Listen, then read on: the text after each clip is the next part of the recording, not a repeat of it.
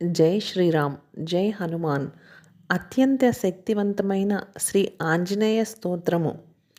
ఈ స్తోత్రాన్ని చదివినా కానీ లేదా వినినా కానీ అందరి యొక్క భయాలు, అడ్డంకులు క్షణాల్లో తొలగిపోతాయి.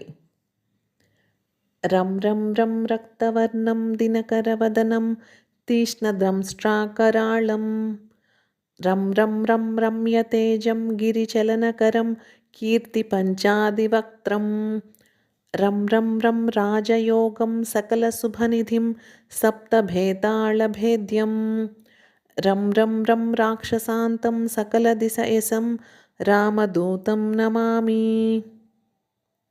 ఖం ఖం ఖం ఖడ్గహస్తం విషజ్వరహరిణం వేదాంగదీపం ఖం ఖం ఖం ఖడ్గరూపం త్రిభువననిలయం దేవతాసుప్రకాశం ఖం ఖం ఖం కల్పవృక్షం మణిమయమకుటం మాయమాయాస్వరూపం ఖం ఖం ఖం కాలచక్రం సకలదిశయసం రామదూతం నమామి.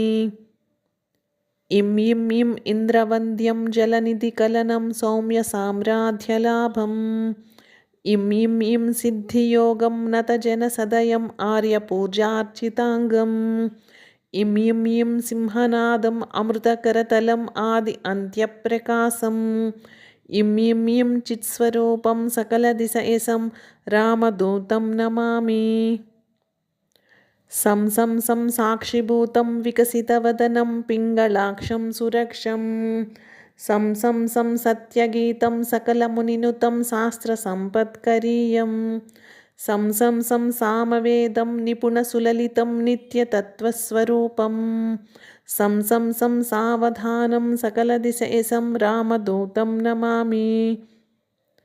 హం హం హం హంసరూపం స్ఫుటవికటముఖం సూక్ష్మసూక్ష్మావతారం హం హం హం అంతరాత్మం రవిశశినయనం రమ్యగంభీరభీమం హం హం హం అట్టహాసం సురవరనిలయం ఊర్ధ్వరోమం कराळं హం హం హం హంసహంసం సకలదిశయసం రామదూతం నమామి.